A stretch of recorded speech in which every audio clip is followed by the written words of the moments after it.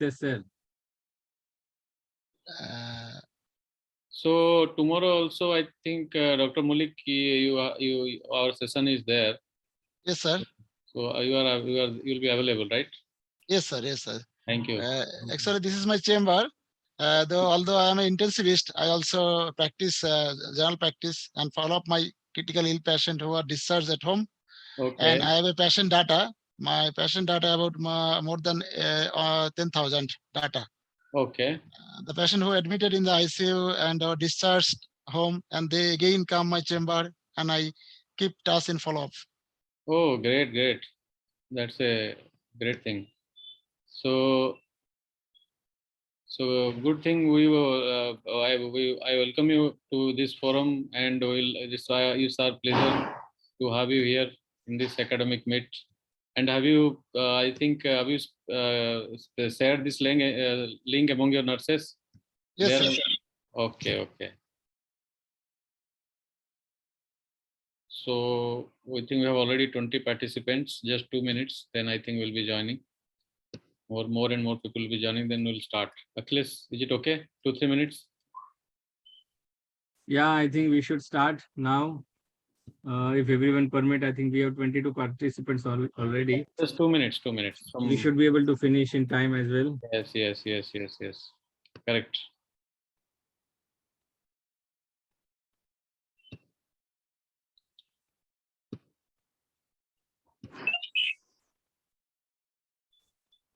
Good evening, all.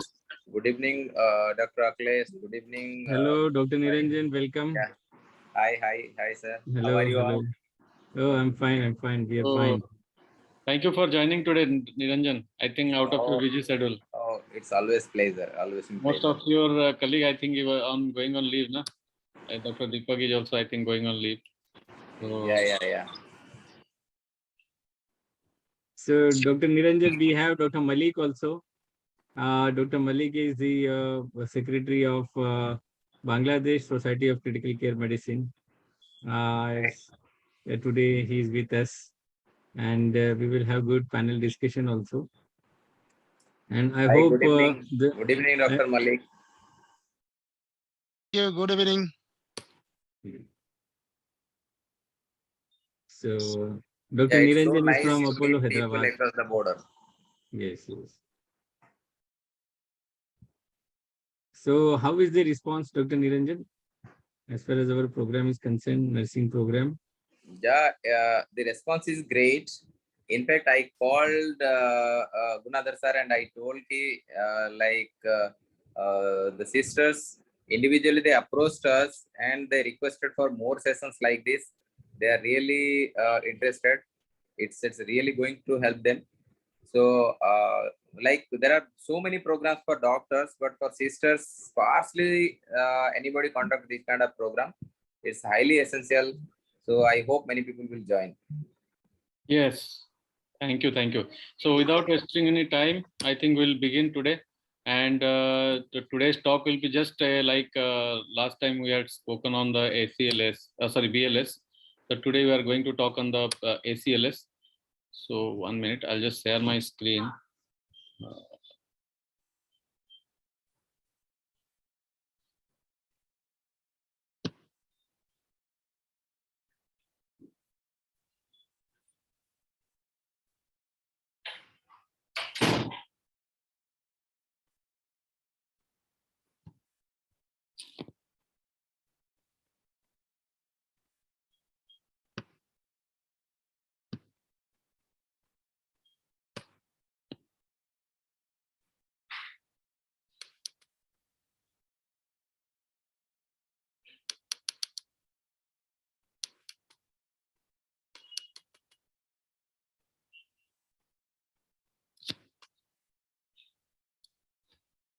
Okay.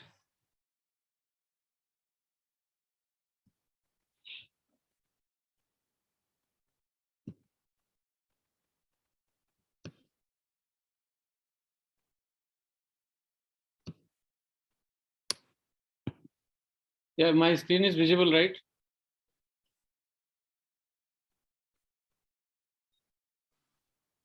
Hello? Yes, skin is visible, sir. Okay. So without any delay, I think we'll go to start our session. And today's session will going to be a short, but it should be an interactive session. And we'll discuss a part of the advanced cardiac life support, basically for the nurses. And it is nothing but the prolongation of the BLS. So just a quick capture of what we have taught. I'll just going to have an overview in 10 minutes. And then we'll take a part of the ACLS in the form of treating the arrhythmias. Probably Dr. Achilles is going to speak on some of the tachyarrhythmias, life-threatening tachyarrhythmia and defibrillation and your synchronized cardioversion. So today in this session, we have panelists like Dr. Niranjan from Apollo Hospital, Hyderabad, and Dr. Mulik from Bangladesh. He's the one of the prominent intensivists at Bangladesh, and so it's our pleasure to have him here. And also we have invited other two panelists, Dr. Achyut, probably he may join in the meantime. And by this time, we'll be starting with our talk of advanced cardiac life support. So ACLS is nothing but ACLS is just a prolongation of the BLS. So the backbone of the ACLS is like a good basic life support. So if somebody is expert in a good basic life support, so probably ACLS is, he can able to understand what is an ACLS. So in a simplified term, the ACLS means the resuscitation with all advanced gadgets. So all the advanced gadgets like in the form of airways, in the form of ventilation, in the form of something called as IV line, in the form of giving the drugs. And of course, the defibrillation is one of the integral part of the ACLS. That is why ACLS is a team effort. So that absolutely the very good team dynamic is very, very important in ACLS. BLS is basically either one rescuer or two rescuer work.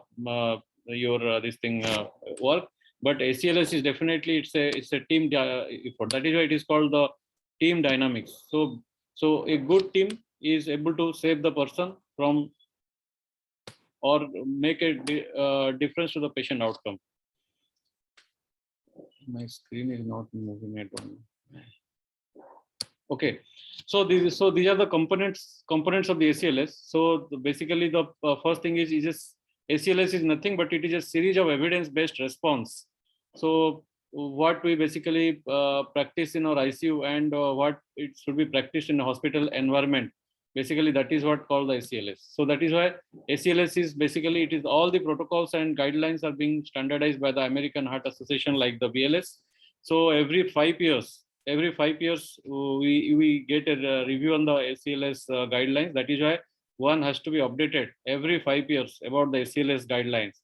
And the last guidelines which came, I think, in 2020, and before that, the 2015.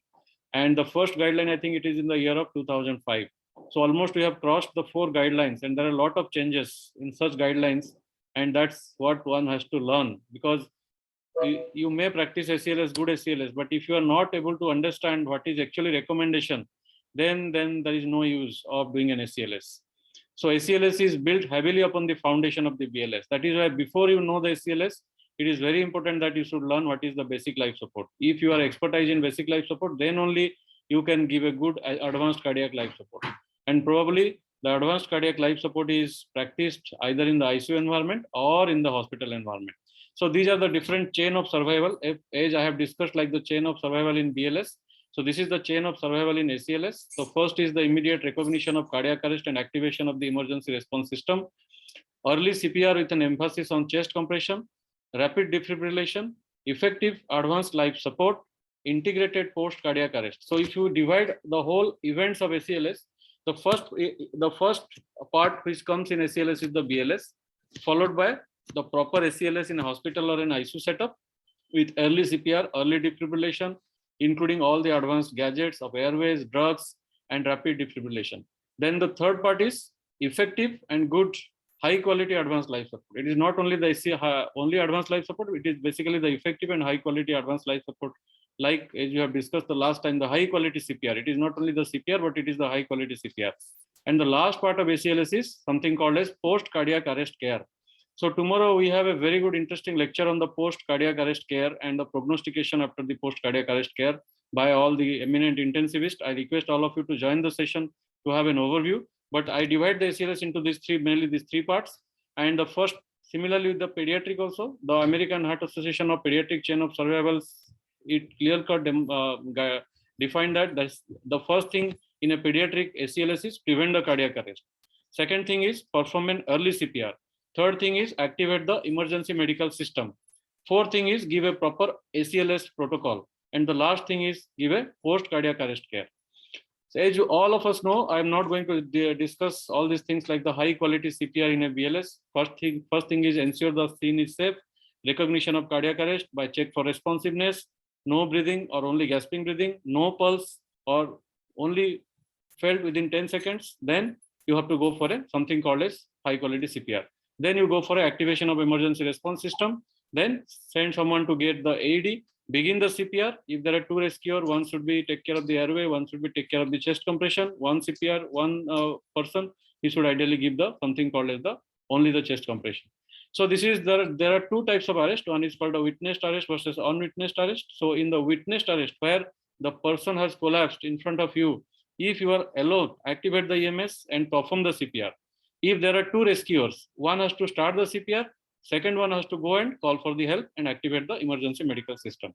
If it is an unwitnessed arrest, means where the person has collapsed in a road, whoever has seen the person, that time start the CPR and give the CPR for 2 minutes. These are all the things which we have discussed last time, like 30:2, compression depth 1:1, at least 5 centimeter, position of the hand, chest recoil.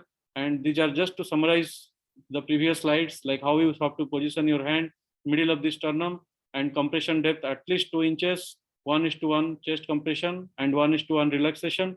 Depth and your rate should be at least 120 per minute and 30:2 your chest compression. So these are the different methods to palpate the your carotid pulse and maintain the airway, and how to perform the CPR in the middle third of the sternum. And this is basically the adult cardiac arrest algorithm 2015 that I have also discussed the last time. So not to go into the details, so this is just a brief overview of the ACLS. In the subsequent lecture, we are going to discuss more and more about ACLS, because ACLS cannot be finished in 1 or 2 classes. It has to take at least 5 to 6 classes. So this only I'll focus on the 2 rhythms. One is called the shockable rhythm. Shockable rhythms are 2 in ACLS. One is called ventricular tachycardia and ventricular fibrillation. So the further arrhythmias part now, particularly the tachyarrhythmias, is now going to be taken over by Dr. Achilles. With this, I finish my lecture, and just I request all of you to remain present and continue our lecture series so that you can have a good follow-up in the further course of time. Thank you. So Achilles, can you just take over? Oh, thank you very much. Thank you, Dr. Gunadhar. You made my job very easy. And I hope I'm able to share my screen. Yes, yes. And so as far as ACLS is concerned, most common causes of arrest are either ventricular tachycardias or ventricular fibrillation. On number of occasions, it has been identified that these are the treatable causes. And if it is witnessed in time, especially in the hospital, if it is witnessed, probably the outcomes can be better off. But if the arrest is unwitnessed, the arrhythmias are unnoticed, and it is not treated promptly with either antiarrhythmic agents or with cardioversion, it has led to disastrous complications, and patients have lost their lives. So it is very essential as a healthcare worker, being doctor or the nurses, everyone should be aware of these inevitable and impending threat to the life. I think these arrhythmia identification is very, very important. So ACLS has incorporated identification of the arrhythmias, and they have set the protocols for identification of these lethal arrhythmias. But for that, before identifying these lethal arrhythmias, we should be able to identify what is normal sinus rhythm. And sinus rhythm is nothing but an ECG where we should be able to see the P waves. It should be followed by QRS complex, and there should be a T wave. And it should be regular. You see, the RR interval should be regular. Even the PP interval should be regular. And each P wave should be following QRS complex. Okay. And if there is any deviation in the waveforms or the change in the pattern of the waveform or regularity, or increase in the rate that results in abnormal rhythm. And if the rhythm, if the heart rate is too high, we call it as tachycardia. If it is too low, we call it as bradycardia. And depending upon the regularity, the rhythm can be either regular or irregular, especially the R waves. Okay, if the RR interval is irregular, we call it as irregular arrhythmias. Okay, and depending upon the duration of the QRS interval, we call these tachyarrhythmias as narrow complex or wide complex tachycardias. As Dr. Gunadhar has spoken, we are going to discuss tachyarrhythmias today. So the tachyarrhythmias are basically divided into different types: narrow complex and wide complex tachycardias, depending upon the duration of the QRS interval. As we know, the normal PR interval is 0.12 to 0.12 seconds, and QRS interval is 0.8 to 0.12 seconds. If the PR interval is prolonged, okay, it goes into a state of bradycardia. Okay, and if the QRS interval is shorter, we call it as narrow complex tachycardia. So, but it is very essential whether the P waves are present or not. And depending upon the relationship of the P wave to the QRS complex, the arrhythmias can be classified into different types that I'm going to talk about in next slide. So what about the tachycardia algorithm? ACLS algorithms talk about management of these patients. So whenever a patient comes to us having a heart rate of more than 150, okay, we call it as tachycardia. If the heart rate is less than 60, we call it as bradycardia. So when heart rate is more than 150 or so, we need to see whether the patient is stable or unstable. We need to treat the underlying cause. We need to identify the cause of tachycardia. But till we identify the cause of tachycardia, we should make sure that patient's airway is patent. If the patient is not able to maintain the patent airway with the different maneuvers, the assisted breathing can be provided with oxygen mask and ambu bag as necessary. And if the patient is extremely hypoxemic, they may need non-invasive ventilation, or even invasive ventilation can be supported. And at the same time, the ECG monitoring is mandatory to identify the rate, rhythm, and at the same time, the blood pressure and the saturation should be monitored. So why we need to monitor airway, breathing, circulation? This will help us to identify whether the rhythm is stable or unstable. If this tachyarrhythmia is associated with low blood pressure, hypotension, there is altered sensorium or signs of shock, or there is ongoing chest pain, or patient has signs of heart failure in terms of pulmonary edema or pedal edema, this rhythm will be considered as unstable rhythm.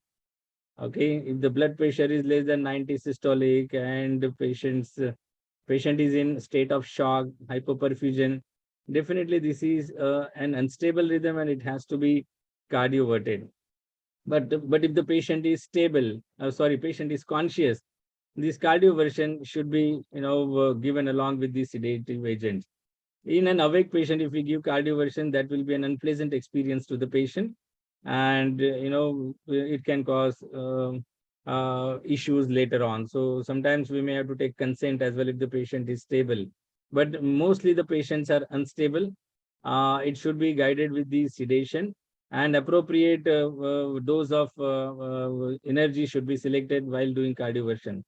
But if the patient is not having these persistent symptoms, okay, and but the QRS complex is wide, okay, and then in that situation, we need to see whether the if the cardioversion is cardioversion is recommended only for unstable rhythm. If the patient is stable and patient has wide QRS complex, it can be either ventricular tachycardia or ventricular fibrillation. So basically, if the patient ventricular fibrillation is almost all the time unstable rhythm, ventricular tachycardia can be stable or unstable. If it is a stable tachyarrhythmia, we need to have an IV access, well-led ECG should be done. And if it is narrow complex tachycardia, especially supraventricular tachycardia, vagal manure can be given immediately. And vagal manure is given with, I mean, like, if the patient is awake, you can ask the patient to blow positively or ask him to cough or vigorously.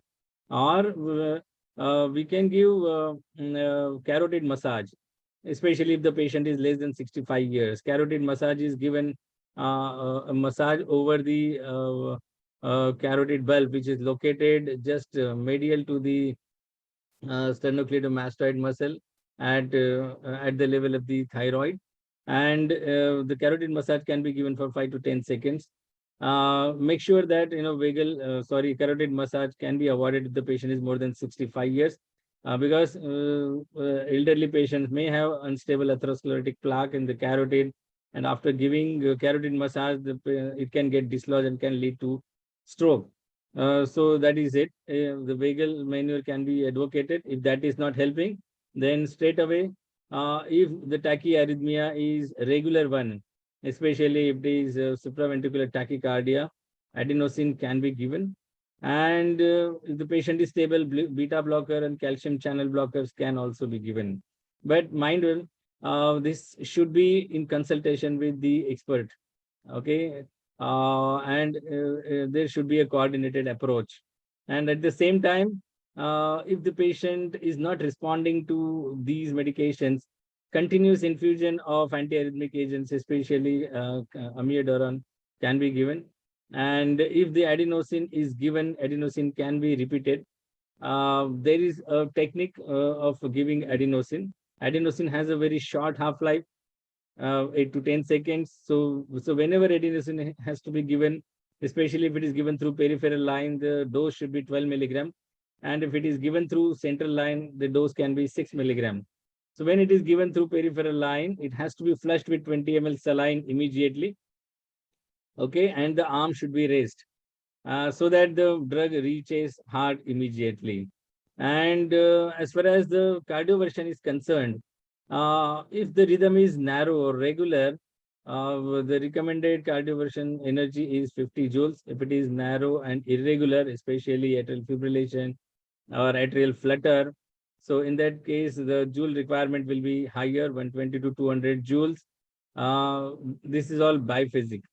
Okay, if it is wide, regular, especially monomorphic tachycardias, 100 joules of energy can be selected. And if it is wide, complex, irregular, especially at ventricular fibrillation, it should be defibrillation, which is not synchronized.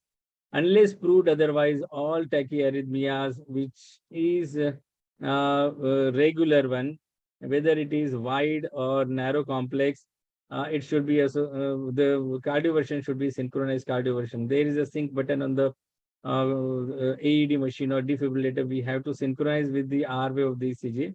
Then only it will be effective. If you don't synchronize, the energy delivered may not be sufficient and targeted. Generally, we need to give in this shock during the systolic phase of the heart.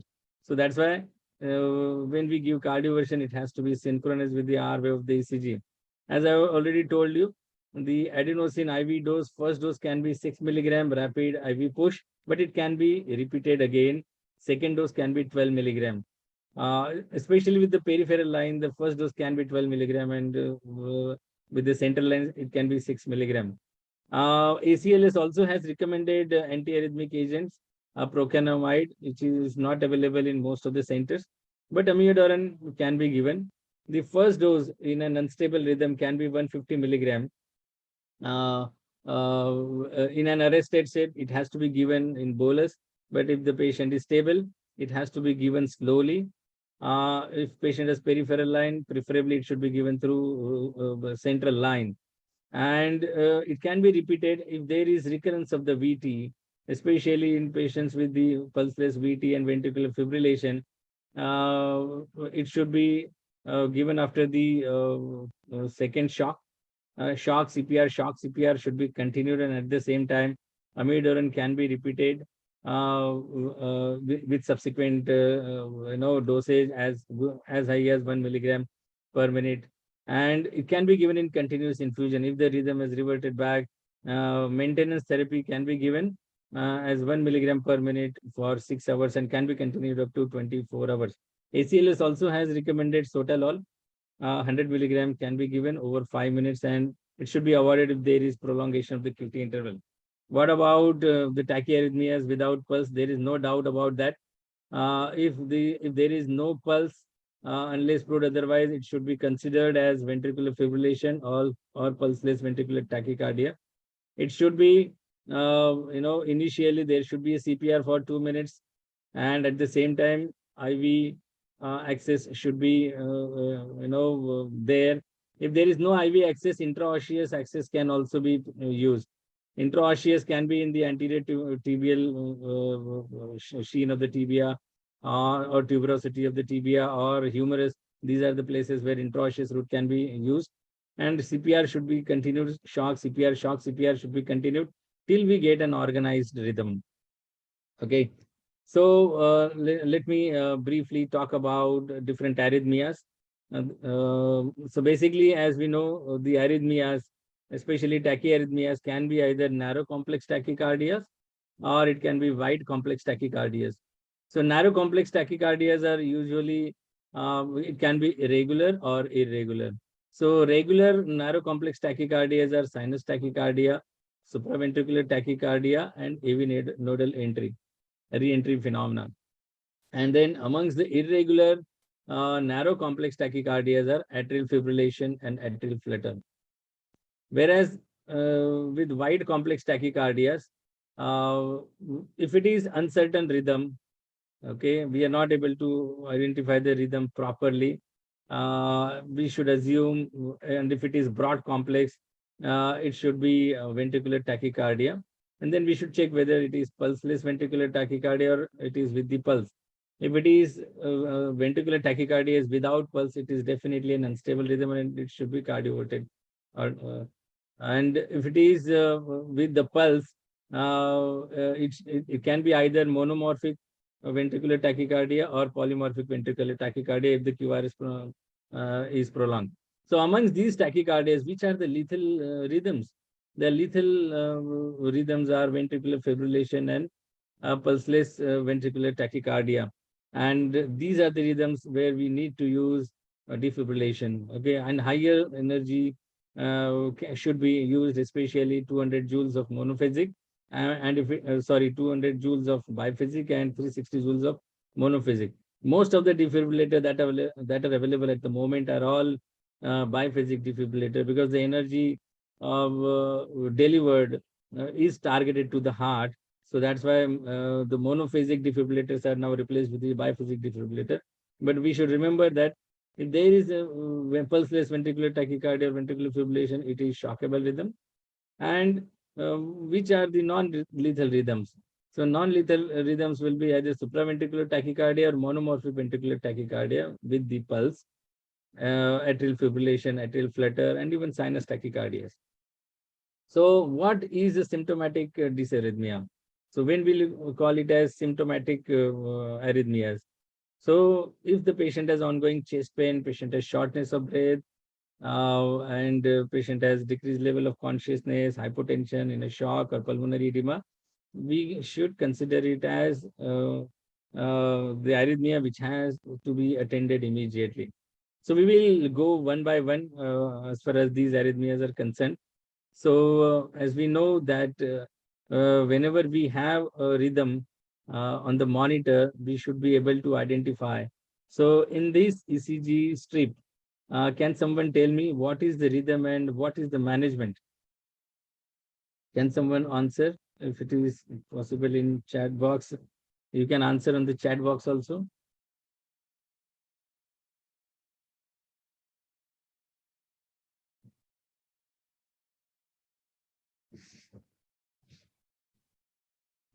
So if there are no answer, I would like to answer. This is an unorganized rhythm. Okay, Yeah, I'm not able. Pardon? Somebody Mamta DRDO, she has written it is ventricular fibrillation, and it is called it is one of the shockable rhythm. Oh, wow, fantastic. That's fantastic. So it means we are able to take care of this rhythm. Uh, so as we know, this rhythm looks pretty unorganized. We are not able to see any P waves in the, and the QRS complexes are pretty wide and very irregular, unorganized rhythm. Classically, it is without pulse, and the this rhythm is ventricular fibrillation and has to be immediately attended. This is pre-arrest kind Yeah, of a so situation. Ultimately, this rhythm will terminate into arrest, patient will collapse, and we will have to start immediate CPR. Okay. So what does the algorithm tells you about? I mean, ACLS algorithm also tells you if we have such ventricular fibrillation, such a rhythm with ventricular fibrillation, immediately the CPR should be instituted and defibrillator CPR should be given for at least 2 minutes so that the circulation will be prioritized, and defibrillation if defibrillator is available, 200 joules of shock and shock CPR should be continued, and we should give epinephrine every 3 minutes. It has to be repeated every 3 to 5 minutes, and then we should consider antiarrhythmic agents like amiodarone after third shock, after second shock possibly. So, so basically the treatment of ventricular fibrillation is shock, CPR shock, and at the same time antiarrhythmic agents, and shock CPR should be continued till we get organized rhythm. So generally the shock requirement here is very high, 200 joules with biphasic defibrillator. But if we have monophasic defibrillator, the energy requirement will be 360 joules. Some of the centers may be still using monophasic defibrillator, where the joule requirement will be 360 joules, because with the monophasic defibrillator the paddles are opposite. The uh, energy delivered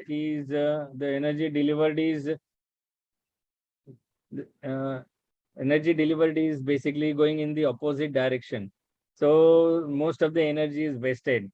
With the biphasic defibrillator, the energy is targeted towards the heart. So that's why the joule requirement or the energy requirement is less. So that's why with the biphasic defibrillator, the energy requirement is 200 joules. What about non-availability of the amiodarone? If amiodarone is not available, in place of that, lignocaine can also be used. The initial dose of lignocaine can be 3 to 5 milligram per kg, and the subsequent doses can be 0.5 to 1 milligram per kg. But if amiodarone is available, we should use amiodarone. But instead of that, I mean, lidocaine can also be a good option. What about this rhythm? Can someone tell me what is this rhythm and how will you manage this rhythm? You can answer in the chat box. This is 79-year-old man presented with non-ST elevation MI. So Mamta from DRDO, she has told it is ventricular tachycardia. Subham also told it is ventricular tachycardia. Kala is also said VT. Sumati. So everybody is of the opinion. Manisha, it is a shockable rhythm and ventricular tachycardia. Wow, excellent. So we are all well versed with the ventricular tachycardia. And there is a variant. I mean, the ventricular tachycardias are rapid, they are irregular, and there you can't see any P wave. Okay, you can't see P wave. Okay, if you are able to see the height of the complexes which are regular, we call it as monomorphic ventricular tachycardia. But if the height is varying, you can see here it looks like monomorphic ventricular tachycardia, and here it looks like polymorphic ventricular tachycardia. If there is varying morphology of the complexes, we call it as polymorphic ventricular tachycardia, and ultimately polymorphic ventricular tachycardia may get converted into ventricular fibrillation, and it can also present like prolonged QT interval called as torsades. Okay, it may present like torsades. You see the torsades here, the spindle shaped and undulation of the waveforms. Okay, this is a form of a polymorphic ventricular tachycardia. So unless proved otherwise, ventricular tachycardias with polymorphic origin are absolutely unstable, and it should be cardioverted, or defibrillation is the best choice here. Whereas with the monomorphic ventricular tachycardia, if it is stable, the treatment will be amiodarone, 300 milligram, followed by continuous infusion. But if monomorphic ventricular tachycardia can also be either ill-sustained or sustained ventricular tachycardia. If it is not sustaining beyond 10 seconds, we call it as ill-sustained ventricular tachycardia. And if it is sustained, okay, and it is frequently occurring, we call it as sustained ventricular tachycardia, and it needs to be taken care of with antiarrhythmic agent. So ventricular tachycardias are always, almost all the time, they have complex ventricular tachycardia, complex tachycardias, but there are some variations. We may get confused sometimes. There is a variant called as supraventricular tachycardia with some conduction blocks are there. In that situation also, we may be able to see wide Kivara's complexes, and it may mimic like ventricular tachycardia. So we should be able to identify this. SVT with aberrancy is one of the problems where we also call it as WPW syndrome, and the treatment is different. Probably these patients will need radio frequency ablation. So that's why whatever the rhythm it may be, whether it looks like you are able to identify, but how to treat, we need to have expert consultation at times, because this ventricular tachycardia mimics can be lethal, okay, especially SVT with aberrancy. If you give the treatment will be magnesium sulfate, and later on the treatment will be radio frequency ablation. But if you treat it with amiodarone, that will be lethal, and it may lead to termination with ventricular fibrillation, and patient may arrest also because of prolonged QT interval.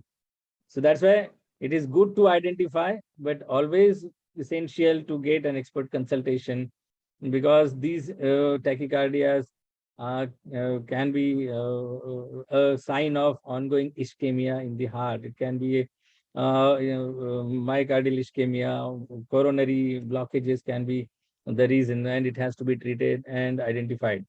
So as we know, the stable ventricular tachycardia, if should be treated with antiarrhythmic agents, but if it is unstable, we have to follow VT-VF for protocol, or ACLS CPR protocol, and shock CPR. Shock CPR should be continued till we get organized rhythm. But if it is stable, amiodarone, lidocaine, and procainamide, and lot many other options are available. But for us as nurses, we should be able to understand how amiodarone works, and how do we prepare amiodarone, and how do we give it. Okay, so the amiodarone has to be prepared basically in 5% dextrose. It has to be given through central line. But in an arrested state, if the central line is not available, peripheral line can be used, and the flush we have to flush it with 20 ml saline, and arm should be raised. So, but these rhythms and monitoring is continuous. Even if we have treated it with the antiarrhythmic agents, or if it is treated with the shock, it is very highly likely that these rhythms can come back again. These unstable rhythms can come back again. So that's why 24 hours continuous ECG monitoring is very, very important. The blood pressure monitoring is also very, very important. We need to check the electrolytes. Okay, electrolyte disturbances, hypokalemia, hyperkalemia, magnesium deficiencies can also be problems, and we need to treat these deficiencies also. So unstable VT, electrical cardioversion should be given. Sometimes if it is the blood pressure is borderline, say like 90 systolic or 90 by 50 or something like that. So some centers use antiarrhythmic agents first, and then they use cardioversion. But remember, if the patient is in a state of shock, the first treatment will be antiarrhythmic agents, cardioversion, and then followed by antiarrhythmic agent.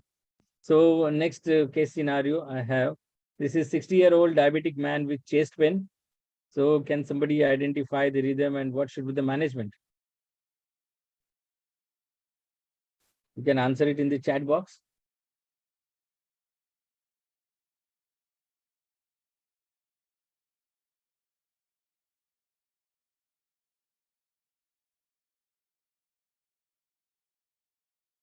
Can we identify this rhythm?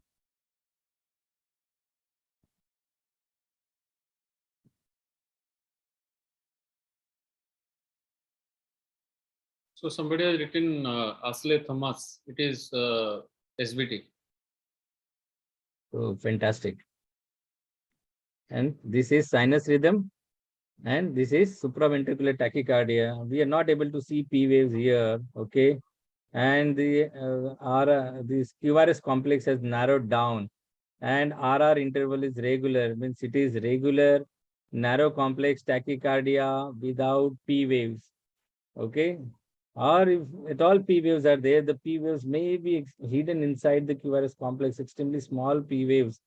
Okay, any heart rate which is more than 150, we should call it as, and if it is regular, we call it as supraventricular tachycardia. And the P waves are difficult to be identified in this situation.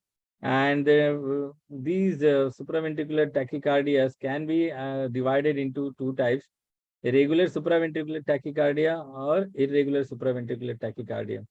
So the regular supraventricular tachycardia, one of the variants is sinus tachycardia, where you are able to see the P waves. But if the P waves are absent, then the supraventricular tachycardia can be either AVNRT, atrial flutter, or junctional tachycardia, or ectopic atrial tachycardias. So mind well, the sinus tachycardia, the heart rate will remain between 100 to 180. And with supraventricular tachycardia, the heart rate is almost always more than 150, can be up to 200 or 250. With atrial flutter, okay, it will look like a sawtooth appearance. The heart rate remains between 140 to 160. And with junctional rhythm and ectopic atrial tachycardia, here in ectopic atrial tachycardia, you will see multiple P waves. If there are multiple P waves, we call it as APCs, atrial ectopics. And if the P wave is absent, but the RR interval is regular, okay, we call it as junctional rhythm. The heart rate remains between 100 to 120. And in atrial fibrillation, sorry, and if it is irregular supraventricular tachycardia, it can be either atrial fibrillation or multifocal atrial tachycardia or atrial flutter. So these are irregular tachycardias, and it should be treated with atrial fibrillation should be initially treated with amiodarone if it is stable rhythm. But if it is unstable rhythm, it should be cardioversion. Synchronized cardioversion should be done. But before doing synchronized cardioversion, we should do 2D echocardiogram. And multifocal atrial tachycardia should be treated with magnesium sulfate. Atrial flutter should also be treated with antiarrhythmic agents like atrial flutter. So sinus tachycardia, we need to see the P waves. P waves will be present, and the heart rate will remain between 100 to 150, something like that. Okay, 100 to 180. Okay, the commonest cause of sinus tachycardia are either patient has fever. Okay, maybe in sepsis. The other causes could be anemia, low hemoglobin, or patient has done exercise. Then also any healthy individual can have sinus tachycardia. If the patient has hypoxemia, sympathetic overactivity can also lead to sinus tachycardia. If patient has chronic COPD, they will also have sinus tachycardia, hyperthyroidism, pheochromocytoma, and some of the medications, especially adrenergic agents, can also cause sinus tachycardia. And patients with the pulmonary embolism and congestive cardiac failure can also be presenting with sinus tachycardia. So the treatment of sinus tachycardia is treatment of the cause. Sometimes pain can also cause sinus tachycardia. The heart rate can go as high as 150 also. So the treatment is treatment of the cause. So anemia, hemoglobin should be corrected. If the patient is dehydrated or shocked, the shock should be corrected with either fluids, resuscitation. If the patient has fever, analgesics, also antipyretics can be given. If patient has pain, analgesics can be given. Sepsis, the sepsis can be controlled with antibiotics. If the patient is hypoxemic, it has to be treated with oxygen supplementation. If the patient has COPD, bronchodilators or non-invasive ventilation can be supplemented. If the patient has hyperthyroidism, treated with antithyroid drugs, pheochromocytomas, and all these treatments should be with specific medications. And congestive cardiac failure can be treated with diuretics, and pulmonary embolism should be treated with thrombolysis if it is unstable. Okay, so that's why eyeballing is very, very important. And the treatment of supraventricular tachycardia, as I've already discussed in my ACLS algorithm, carotid massage should be given. Valsalva maneuver. Sometimes some eyeball massage can also give a lot of pain, and it can induce vagal stimulation and can control the heart rate. Some centers may prefer, or if you are not in the hospital or you're outside hospital, you can sprinkle ice cold water or cold water on the patient's face. That can also stimulate the vagal response and can control some of the supraventricular tachycardias. And rectal examination, digital rectal examination can also be advocated, but may not be recommended. But carotid massage is definitely recommended on Valsalva manual. Ask the patient to blow in and hold for some time. Okay, that can also help us to control supraventricular tachycardia. But if we go by pharmacological intervention, adenosine is the drug of choice. And if it is supraventricular tachycardia can be unstable, it can induce ischemia because of the high heart rate. The diastolic time is reduced, the myocardial oxygen supply is compromised, and then these patients can have ischemic changes in the ECG, and they can have myocardial infarction, non-ST elevation MI, or myocardial infarction. They can present like this also. Okay, if it is unstable rhythm, it has to be treated with cardioversion, and it should not be defibrillated. So defibrillation is something we call it as asynchronized cardioversion. The cardioversion is almost always synchronized with the R wave of the ECG, and it is targeted at the systolic part of the ECG. So energy levels can be for supraventricular tachycardia. Initially, we can start with 100 joules, but later on can be increased to 360 joules. Okay, and if the patient has atrial flutter, it may be converted with 50 joules also. For polymorphic ventricular tachycardias and other unstable rhythms, higher energy should be given. So before giving cardioversion, we should be prepared. If the patient is awake, stable rhythm, and recurrent tachycardia, supraventricular tachycardias, which are not controlled with medications, antiarrhythmic agents. So sometimes electrical cardioversion can be advocated. For that, we need to take the consent. We need to inform the patient. Patient should have a monitor in place, ECG, heart, BP, and saturation monitoring is very, very important. They should be provided with the oxygen, and IV fluid should also be started. And then we should also have a crash cart trolley ready, because after cardioversion, patient may arrest also. Some patients may arrest, some CPRs may be required. So it is very important that we should check everything when we go for cardioversion. Sometimes we may have to heparinize, especially recurrent supraventricular tachycardias. We may have to give heparin, so should be prepared with heparin. And we may have to do 2D echocardiograph. Some patients may have clot vegetation, but that is usually seen with atrial fibrillation. So mandatory is we should prepare the patient, IV oxygen monitor, everything should be ready, and pre-medication with the sedation should be done. And we should explain the patient that they may have some sort of suffocation after cardioversion, and it is painful. So it is very essential that we give analgo sedation when we go for cardioversion, and appropriate joules of energy is selected. And I will also tell you the steps of cardioversion in my subsequent slides. So here is one more rhythm. Can somebody identify this rhythm? Patient is breathless and patient has chest pain. Can somebody identify the rhythm and can tell me the management?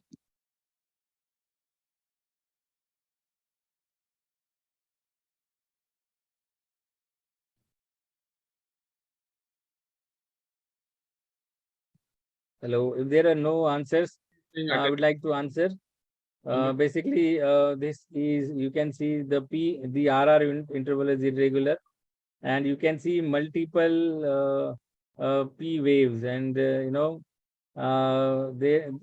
can see something like a sawtooth appearance also at times. You can see here a sawtooth appearance. This can be atrial flutter. Okay, if it is irregular, generally atrial flutter is regular, the RR interval is regular, and if the RR interval is irregular, we call it as atrial fibrillation. Okay, so generally the treatment for atrial flutter fibrillation, we need to see whether the patient is stable or unstable. If the patient is unstable, immediate electrical cardioversion. Atrial fibrillation needs a little higher energy, 100 to 120 joules, whereas flutter, 50 to 100 joules of energy is sufficient. So, but we may need to control the rate. Rate control medications like diltiazem, short-acting beta blockers like esmolol or digoxin can also be used, and we should provide anticoagulation, especially when we are cardioverting patients with atrial flutter or fibrillation, because these patients can have a clot or thrombus in the heart, and if we cardiovert, that clot or thrombus can get dislodged. If the patient has clot or thrombus, cardioversion should be avoided, and it has to be treated with anticoagulation for some time. If it is stable rhythm, okay, it should be treated with medications, antiarrhythmic agents, and once the clot or clot or thrombus is dissolved with appropriate anticoagulation therapy or oral anticoagulation therapy on long term, later on patient can come up and can have a rate control.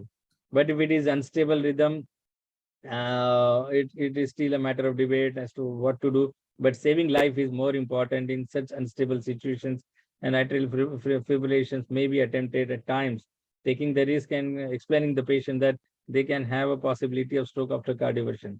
But it is very essential that these rhythms should be, monitored well. As far as defibrillation is concerned, I have just last slide. So as far as defibrillation is concerned, defibrillator may come as automated cardioverter, or it may come as manual one. So at the moment, I think most of the centers, the automated AED machines are available. These are especially available outside hospital, airports, or railway stations, or crowded areas.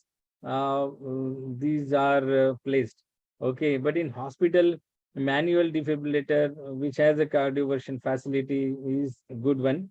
So, with automated AED machines, basically it gives you command, and the individual is guided by this machine. But with manual one, we should have proper understanding as to which knobs we should use, how to do power on, how to attach the paddles, because in AED, the machine will tell you where to apply the paddles, whether the paddles are applied properly or not. And it will also give you a command that the paddle has to be applied. With manual one, you should have a better understanding. And with AED machine, the machine will be able to analyze the rhythm, whether it is shockable or non-shockable rhythm. The shockable rhythms are VT/VF. Non-shockable rhythms are pulseless electrical activity and asystole. So with manual one, you should be able to identify whether the patient has asystole or pulseless electrical activity. So pulseless electrical activity is a rhythm which is like, the rhythm is seen on the monitor, but there is no pulse. Okay, pulseless electrical activity. So we should remember it like this: pulseless means there is no pulse, but there is some rhythm which is seen on the monitor. We call it as pulseless electrical activity. This is a terminal kind of state, which is quite similar to asystole. But in asystole, there is a flat line. We should be able to distinguish this. The treatment of both pulseless electrical activity and asystole is CPR. Keep giving epinephrine or adrenaline every 3 to 5 minutes, and identify the treatable causes, 5H and 5Ts. Dr. Gunadhar has already discussed this in his previous presentation. These 5Hs and 5Ts should be treated: hypoxia, hypovolemia, or acidosis, or hypo or hypoglycemia, or hypo or hyperkalemia should be identified and treated. 5Ts, cardiac tamponade, thrombosis, and thrombosis either coronary or pulmonary, or toxins. Okay, cardiac tamponade should be identified immediately and should be treated. So anyways, I mean, whenever we are using defibrillator or cardioverter, we should power on. There is a power on button. We should attach the paddle to the chest, one at the sternal area, I mean, right side, parasternal, and one should be at the apical region. Before applying these paddles, we should make sure that the chest is wiped off. There should not be any water spillage or sweat. Okay, or if there is excessive hair, the hair should be removed, and then the paddle should be lubricated with a good amount of jelly. If the paddles are directly connected to the skin, it may cause burn on the skin. So it is very important that adequate jelly is applied. The paddle should be applied with firm pressure. Okay, 10 newtons of pressure should be applied so that the energy will be directed to the heart, and you can have effective cardioversion. Okay, and then we should be able to select the energy, how much energy and what type of rhythm or rate it is. Accordingly, the energy should be selected. There are pediatric paddles. If you select pediatric paddles, the pediatric paddles won't be able to give you energies which is required for the adult. It may give you up to 50 joules maximum or something like that. So the paddle selection is also very important. If the patient is pediatric paddles should be utilized, and if it is adult paddle should be used. Okay, and one more thing, when we are giving shock, we should prompt and we should give instructions to everyone that I am shocking, I am clear, you are clear, and everyone clear, so that everyone is aware. Otherwise, the individuals who can touch the patient may also have unpleasant experience. Okay, so it is a dictum that when we shock, we should make everyone aware that you are shocking. And these are the different positions of the paddles which can be used. If the patient is pregnant, one paddle can be applied here and the other paddle can be used posteriorly also. So and then, but if the patient is pregnant, we should make sure that there is a wedge kept on the right side of the hip so that the uterine compression is taken off and circulation can be achieved.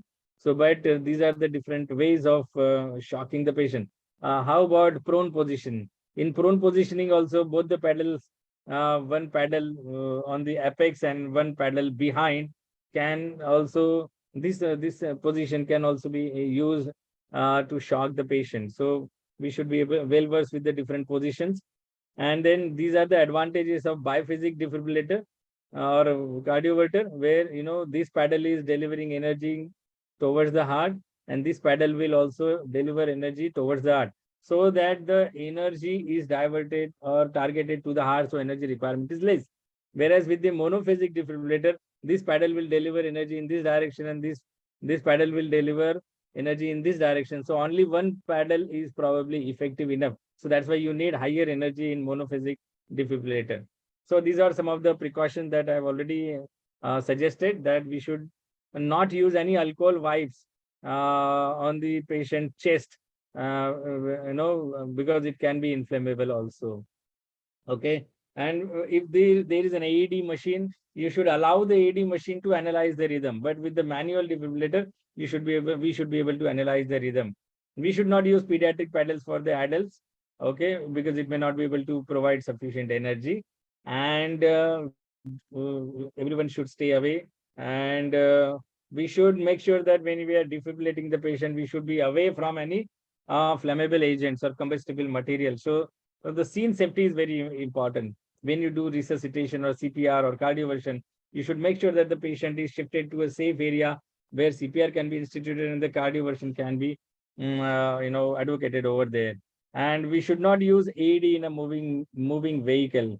Probably, if you're in an ambulance and there is a patient which is arrested, we can ask the ambulance to stop for a moment and then give shock with the AED, and then again you can move on, because with the movement or vibrations, okay, the AED machine may interpret it as an abnormal rhythm and can give you a command to shock also. So these are some of the instructions. Early defibrillation has definitely led to improved survival. Studies have also shown, and then the chances of success can be enhanced as high as 7 to 10% if it is witnessed arrest. Early defibrillation is the key, especially in witnessed arrest. These are some key points from my side. Thank you very much, and I would be happy to accept few questions, and we can initiate panel discussion, Dr. Gunadhan. Yeah, thank you. I think excellent presentation by Achilles. I think he has covered almost all the points. And just in a summary, I can only say 2 or 3 lines. So whenever any rhythm or disorganized rhythm you are seeing in a monitor, so the first thing is to identify whether the rhythm is stable or unstable. That is the most important part. any patient with low blood pressure with any abnormal rhythm, the rhythm is said to be unstable. And out of that, you have to again decide whether the rhythm, unstable rhythm, usually the treatment is electrical cardioversion or defibrillation. And for stable rhythm, you have to go for the drugs. So whenever the rhythm is unstable and you are preparing for the shock, so you have to ideally see what kind of rhythm, because there are two dangerous kind of rhythm. One is ventricular fibrillation and pulseless ventricular tachycardia.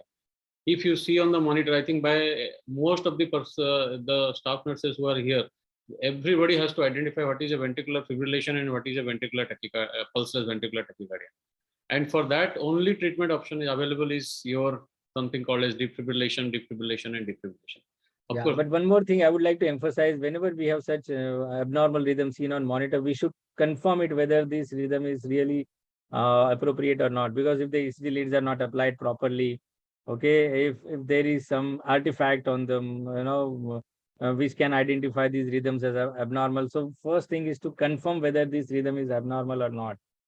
And once you're confirmed, then only we should intervene. We have to treat patient. We don't have to treat machine. Machine can show you any numbers, any rhythms, but we need to confirm before intervening in any intervention for such rhythm abnormalities. This is one of the important key points, because I've seen, occasions where patient have have been cardioverted or defibrillated, and when it was not checked appropriately. Even CPRs can have been instituted when there was a flat line, the ECG leads are off and CPRs have been initiated.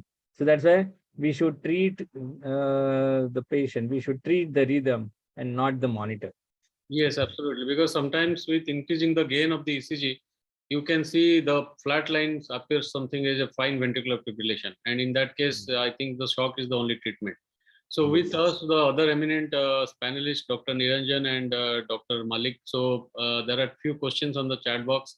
So one thing is like internal defibrillation. So most of the times in the cardiac surgeons, they prefer or they are doing open heart surgery. Sometimes the heart fibrillate. And in those cases, we used to prefer the internal pedals rather than the external pedals. So what are the juice they usually use? So this is one question asked. And so Dr. Niranjan, if you are there, can you comment what is the difference between internal defibrillator and external defibrillator? Yeah, I am very well available here. So specifically in OT during the surgery, so this is the maneuver used, and the joule is it starts with 10 to 20 joules. In pediatric patients, it can go up to 5 joules. Adult patient up to 10 to 20, maximum 40 joules is delivered, and that should be the maximum. And there is a specialized kind of defibrillator available, because these are adult defibrillator. It's calibrated with number from 20. So to deliver 10, there is a special. It's available in the OT especially. So that's what is the recommendation used for open heart surgery. Yes, yes, absolutely. And Yes. how much is the recommended joule for the pediatric population, Dr. Malik? The question is from Kala to everyone. So if you can highlight for pediatric internal cardiovascular defibrillation. So generally the joule requirement is 1 joule per kg. Whatever is the weight of the patient, the joule requirement is accordingly. I mean, if it is a 5 kilo baby, it should be 5 joules. Okay, but those machines should have that capability to deliver that much small amount of energies. Pediatric, especially with the internal paddles, as you said, I mean, in a post-arrest situation, intra-op, the heart has arrested or defibrillated. These internal paddles can be used, and the CPR, cardiac massage, can also be continued with the ongoing cardioversion with the internal paddles. But the joule requirement usually is 1 joule per kg for pediatric patient. That is what I remember so far. Yes. I would like to have opinions from others also. Dr. Malik, if you're there, can you just opine on this?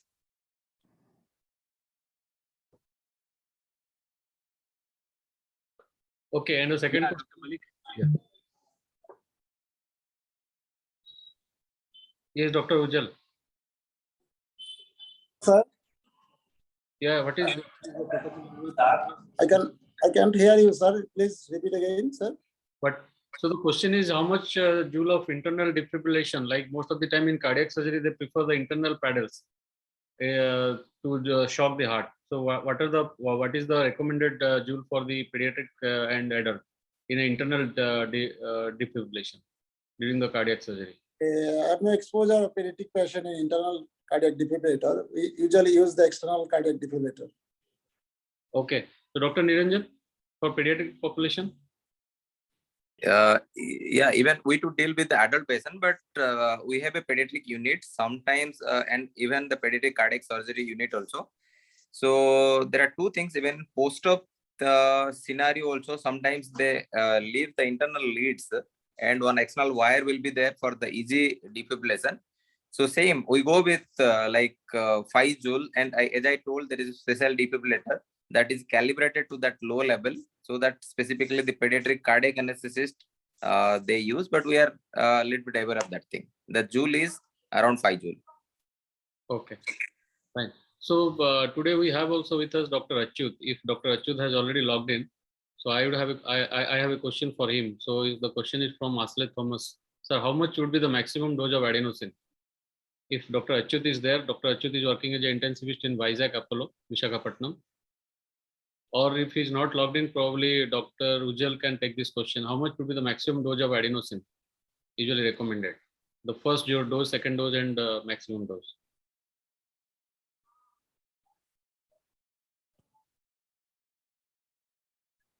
Or Dr. Niranjan, you can.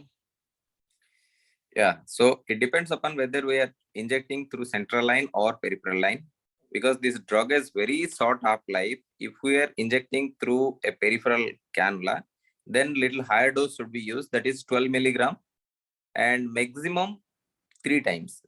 So we should not go beyond 3 times. So ideally, the rhythm will normalize at least 1 or 2, and maximum can be given in the third dose. If we are using a central line, 6 milligram. If we are using a peripheral line, then it is 12 milligram. And ideally, remember, after giving the injection, a 120 ml syringe filled with normal saline should be injected, and immediately the hand should be lifted so that the blood will reach to the heart sooner. So all these maneuvers will definitely help. The maximum dose is. Yeah. I would again like to reiterate on this. Whenever we are giving adenosine, we should also elicit whether this patient is asthmatic or not. Okay, because there may be precipitation of asthma. And we should also make sure that the patient is aware that we are giving adenosine, because adenosine may cause asystole for some time. And patient may feel suffocated, and he may have very unpleasant experience. And they may have precipitation of asthma also, if they are sensitive. So these two things are very, very important. And there will be a flat line for some time, so that the sister or the newcomer who is there, he should not start CPR, because immediate intervention after seeing asystole is anyone would like to go for CPCR. So we have to wait for some time, for few seconds. The asystole will get converted into sometimes an organized rhythm. So, but we should be ready with, all the gadgets available. I think defibrillator and everything should be available. Sometimes patient may be very sensitive to adenosine, the asystole may be prolonged, and then we may have to give adrenaline also. I mean, there are very unexceptional, very few occasions where adrenaline, and few case studies also have shown that adrenaline was used in certain circumstances where there was asystole for prolonged duration, especially patients with the chronic renal failure or CKD, where the half-life is little prolonged. So these are the instances where adrenaline has also been used. Yeah. Any few variations you might have had, Dr. Niranjan, when you're given adenosine? Yeah, I agree fully with that. So we need to rule out any hyperreactive airway disease, because Yes. there are instances where people landed in severe breathing difficulty secondary to it. I fully agree Yeah. with it. Yeah. Dr. Malik, you have any say on this? You Yeah. had any different experience after giving adenosine, and what is the protocol at your center? Actually, adenosine we use commonly in our setting. Adenosine is excellent drug for supraventricular tachycardia, especially paroxysmal supraventricular tachycardia. We use in the central line 6 milligram IV over, say in the central line, and in the peripheral line we usually use 12 milligram followed by a rapid flash. Without flash, it will not act. because Okay. it's a long way where the adenosine will remain in the vein, and so you have to give the flash. And after giving the adenosine, rapid rhythm, normal rhythm is come, but it is transient. So sometimes you may need 3 or more times repeat of adenosine, provided if no contraindication, especially bronchial asthma or history of any bronchospasm. Otherwise, adenosine is a good drug, but sometimes verapamil is also can be used with no contraindication. And regarding the amiodarone, where there is rhythm is not confirmed, usually supraventricular rhythm, not in the ventricular. We also use the amiodarone, except where there is the cardiac contractility or there is pulmonization of the cardiac activity, especially hypotension. In setting of hypotension or anotop, amiodarone should be avoided. Thank you. Yeah. And another thing, the adenosine is one of the fastest acting drug probably in the pharmacology. So whenever somebody is using adenosine, be sure that he has to keep a syringe of atropine also ready. The patient may go into sudden bradycardia, sudden hypotension, and sudden arrest bronchospasm. The patient can feel something abnormal which is undergoing in the chest. So all these things has to be explained to the patient. And this drug has to be given very fast because it is one of the drugs which is rapidly metabolized once it reaches the circulation. So Right. no injection is of no value. So that is one of the point that one needs to be taken care while giving. yes. But I have some point regarding pulses electrical activity. In our setting, most of the cases, the cause of pulses electrical activity is hypovolemia. In 80% of case, pulses electrical activity is corrected by rapid fluid resuscitation and injection adrenaline. So one question is by Dr. Ananya. What is the preferable in your setup? Like he wants to know the comparison versus between the lignocaine and amiodarone in ventricular fibrillation. So any of the panelists, if can take, Dr. Niranjan. Yeah, so in a patient with VT or VF rhythm, pulseless VT or VF rhythm, the first line treatment is shock, without any doubt. Now, in refractory arrhythmia, that's arrhythmia refractory to shock, the guideline recommends the first line is amiodarone. Lignocaine is the alternate. But as a studies, there is no great benefit of amiodarone versus lignocaine. Okay, there are some studies in favor and against. In our setup, we do prefer amiodarone as the first preferred agent. Lignocaine, sometimes I've seen few people they use, but the practice is in favor of amiodarone. We do preferably use amiodarone as the first agent, those who are refractory to shock. Yeah, with lignocaine, neurotoxicity is noticed in some patients. So probably these are some of the disadvantages, especially if lignocaine is used in very high dose and it is given as a bolus.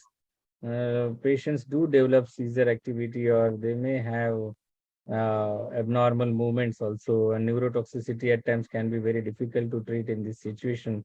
So that could be the reason that lignocaine is not the first line, and amiodarone being class 3 antiarrhythmic agent, it has action on both alpha, beta, and the other 3 receptors.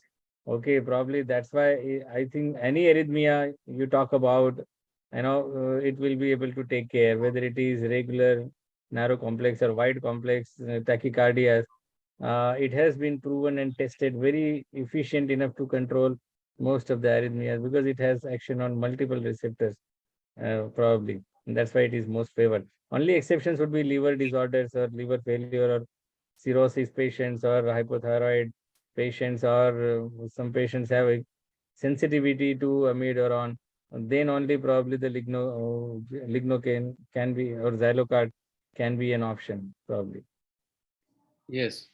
And this is actually one of the scenario where the amiodarone is given as a bolus rather than infusion, because most of the times in other peri-arrest rhythm like atrial fibrillation or ventricular or atrial flutter, we give usually amiodarone in a continuous infusion form, bolus followed by continuous infusion form. And the dose is 150 milligram. But this is in CPR when the patient has already arrest and ventricular fibrillation or patient has a flat line. In those cases, during the CPR, the dose is actually double the dose what we usually give in the ICU. So it has to be given almost bolus dose 300 milligram, and the patient has a central line, it is very good. If patient don't have a central line, also it should be given through the peripheral line without any delay, but it has to be given. Yeah. Yeah. So another question is from Joseph. So Joseph is our nursing team leader. So he wants to know, okay, what is the this thing CPR in prone position? How do we give the CPR in prone position, and what are the implications if the patient has arrested in prone position? Pretty fantastic question. I mean, I would like to hear from Dr. Niranjan and Dr. Malik, and then I would like to, add on that probably. Okay, definitely it's a tricky situation and tricky answer. So preferably supine. If possible, go for supine, then CPR. Till now, it's not proven CPR in prone, how much it is effective. It is not very well proven. But yes, some situations, maybe it may be difficult to immediately prone the patient, supine the patient. Then you can go, but usually the recommendation is it's better to supine the patients, then go for CPR. Even the ACLS guideline mentions supine the patient, then go for CPR. But still, I like to listen from other panelists. What is their experience? Dr. Malik, you have any experience of giving CPR in prone position? Yeah, we have experience, especially in COVID situation. The guideline recommended the CPR, the aim of CPR is mainly to restore the circulation. Yeah. At first the circulation, then the respiration. So you have to follow the guideline, turn the patient in supine position and place the board behind the chest and give the CPR with effective CPR. Without turning patient in the supine position, you cannot give CPR with high quality CPR especially. So you have to maintain the circulation at first, then go for prone. Prone is not the main factor here. Prone, we have prone the patient to maintain the oxygenation, but in case of cardiac arrest, you have to keep in mind that circulation is the main. So you have to turn the patient in supine position and start the CPR with using a hard board behind. Thank you. Yeah. In a desperate situation, I mean, we can give CPR even in prone position. We can continue with it 5 cycles of CPR for 2 minutes, continue resuscitation. And when you're trying to check the pulse, you have 10 seconds to check the pulse. And during that phase, I think you can make the patient supine, and then supine CPR can be instituted. Because if the patient is extremely hypoxemic, it may not be possible at times to really change the position to supine and do CPR, because the patient will arrest because of hypoxemia also. So there are some case reports and very scarce data available. No published guidelines in prone position, but I think this is what I feel. So like we can initiate even in CPR even in prone position, as long as the circulation is maintained. The primary aim of CPR is to maintain circulation. Rest of the treatment, even shock can be delivered in prone position, so that's not at all a problem. Even drug delivery, central line, and everything is available.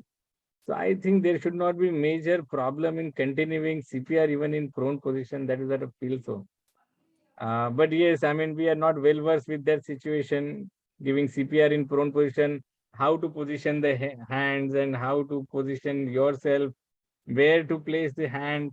These are some intricacies, because in supine position, you know where to place the hand, okay, to upper 2/3 and lower 1/3 of the sternum. That is the ideal place. But in prone position, we really don't know where to start the CPR. So these are some of the intricacies. Probably there will be a good thought process behind that, and maybe suggested in guidelines very sooner or later, I feel so.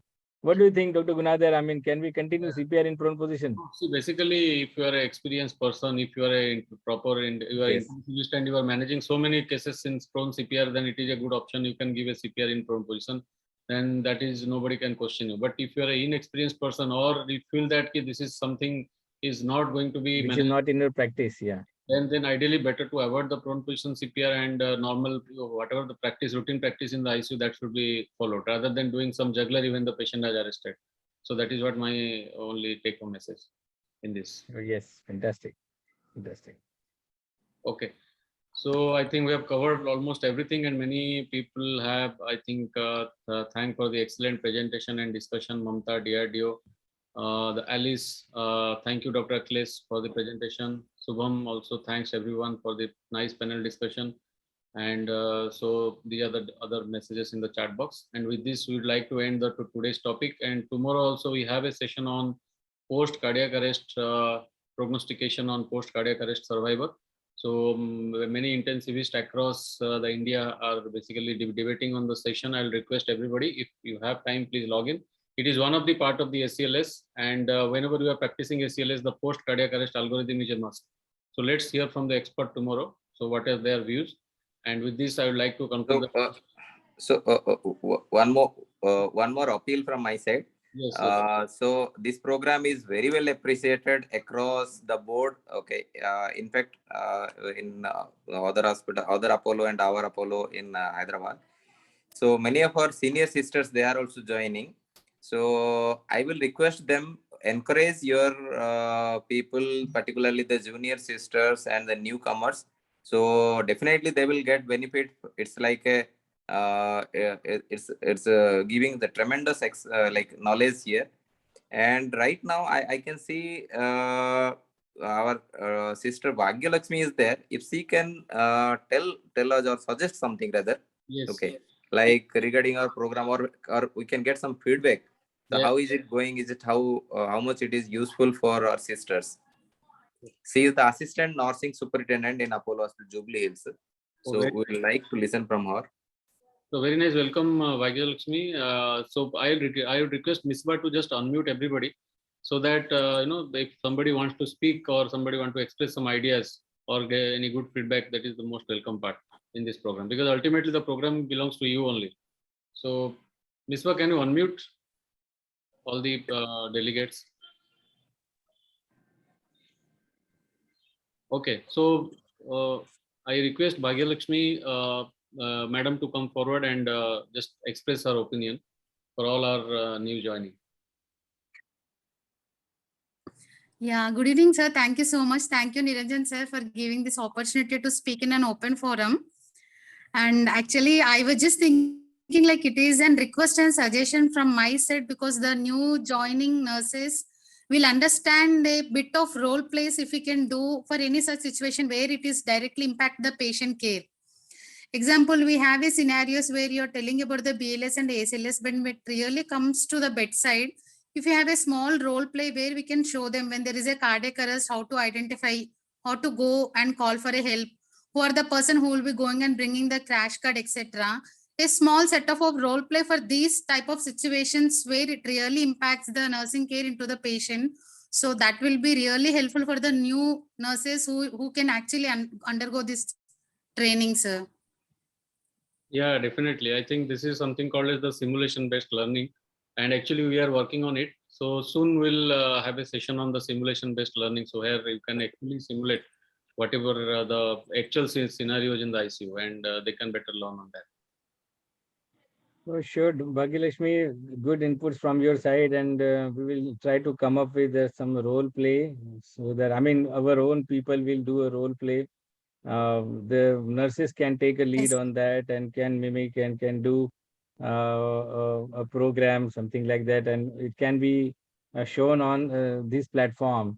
Probably that will also be very useful, because a lot of videos are already available on YouTube also. But our own role model can be more efficient enough to actually stimulate, I mean, the thought process. Because because our situations are different, the Western situations are different. In a resource limited setup, how do we take care of such situations like doing CPR or management of ACLS and all that? If we have a role play in a limited resource setup, I think that will be very useful for all our healthcare professionals, and I think we'll definitely take this positively, and we'll try to come up with role play. If you have your team who can do a role play, that will also be most welcome. If you can do a role play, prepare a video and can show on this platform, that is also, I mean, I would say that will also be very useful and good enough to boost the program. Yeah. Yeah, absolutely, absolutely. Sure. Any other suggestions from anybody? Any other person would like to add some? Sir, one more thing. Thank you so much for creating the platform for each and every one of the nurses that wherever they can actually sit and log in from their mobile and undergo the training on the upcoming process and the new process into the Yeah. patient care. Thank you so much for this platform, And this sir. program is for you only, and it is your program. Take active participation and take the best of it. Actually, the benefit, the beneficiaries are the nurses. Okay, I think this is the best platform. We should utilize it and empower our own fraternity, nursing fraternity. That is what I can suggest at the moment, basically. Absolutely, absolutely. So we should have more and more representation, and I would urge and request the nursing leaders also. I mean, if they can prepare and present some of the topics here, which will be a role model for the nursing fraternity, and I think that will be the best example that we can set in actually. So I mean, some of you can take a lead and can do presentation, and we will be in panel discussion or something like that. That will be more encouraging for you all also actually. So I'll request Dr. Niranjan to select few of the nurses or a few of the team leaders who can be the role model for everyone, and they can come up with some of the important topics. So we can have one topic with the doctors and one with the nurses every time we present, Yes. so that there will be a mutual interactive sessions, and Yes, yes. learning also will be. Sure, Yeah. sir. Sure, sir. We'll involve more and more sisters, because it's at the end of the day, this is their program. This whole idea is to empower them. It's a beautiful idea. Okay, we'll make it more and more interactive, definitely. Yes, yes. Yeah.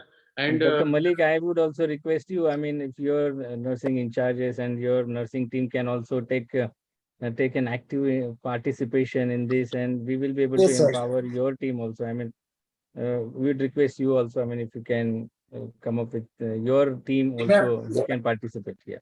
Yes, sir. Due to short time, our sister cannot be able to Oh, yes. join. But in the next Yeah. time, tomorrow program will be the more participant from my society as well. Oh, sure, sure, sure. And Thank you very much. we have also sent a few invitations across Nepal and the Brahmadesh and Sri Lanka also. So they are also quite showing significant interest in such kind of activities. So let's welcome them also in the forum, so that it will be we can mutually beneficial to each other, and this will be a mutually exchange program across the country also. So Yeah. we take that Yes, platform yes. level. So anything, if I think we can conclude today's meeting. So Any suggestions? yeah. For tomorrow's program, I welcome you all, Dr. Niranjan, Dr. Malik. I mean, please, I mean, let us see. I mean, tomorrow's program, I mean, we see a grand success. Last program was really grand success, and probably tomorrow's discussion also will be I mean, we will see a great discussion. We have eminent stalwarts, and I hope to have a good interaction again. So again, welcome you tomorrow. So with this, I think we can conclude the session today, and bye-bye for now. Good night. Yeah. So And thanks all the panelists, all the speakers, and all the delegates. And Thank you all. delegates and Miss Vasu. Yeah. thank you. And also thanks to Critical Care Unified, because they have provided us the Zoom platform for us. And thank you, Misbah and team Adil. So thanks for the organizing the wonderful session today. Thank you. Thank you very much. Thank you, sir. Bye Thank you, bye. sir. Thank you. Bye bye. Bye bye. Thank you, Thank Dr. you, Malik. sir. Thank you, Dr. Niranjan. Thank you, Dr. Bhagyashri. Thank you.